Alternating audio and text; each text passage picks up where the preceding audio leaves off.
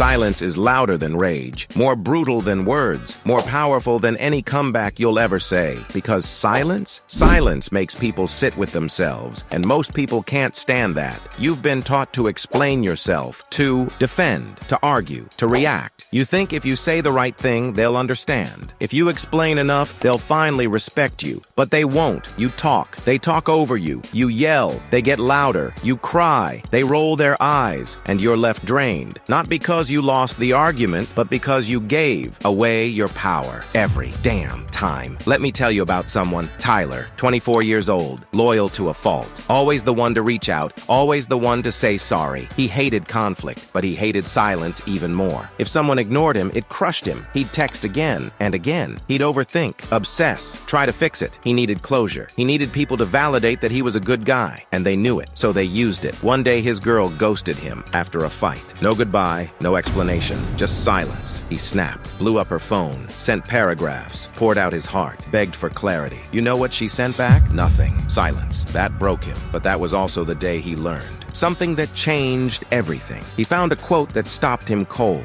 Silence isn't weakness. It's control. He thought about it over and over, and he realized something. He was so afraid of silence because he tied his worth to other people's responses. He thought silence was rejection, but silence could be a statement. He didn't need to respond to disrespect. He didn't need to explain himself to people committed to misunderstanding him. He didn't need closure. He needed boundaries. The next time someone played games, Tyler didn't react. He didn't send a paragraph. He didn't chase. He didn't explain. He went silent, focused on himself, went to the gym, read more, worked harder. He started listening more, observing, responding only when it served him, not when he was triggered. Silence became his filter. If they couldn't handle it, they didn't deserve access to him, and people noticed. Suddenly, they started respecting him more, because silence made them question themselves. It made them uncomfortable, and in that discomfort, they grew or they left. Either way, Tyler won. Here's the truth. Silence is not passive. It's intentional. It's emotional control at its peak. Silence says, I'm not reacting to your chaos. I don't owe you my energy. I've outgrown the noise. It's not about playing games. It's about protecting your peace. Your presence is expensive, and silence is how you raise your price. Next time someone tests your peace, don't explain. Don't chase. Don't beg.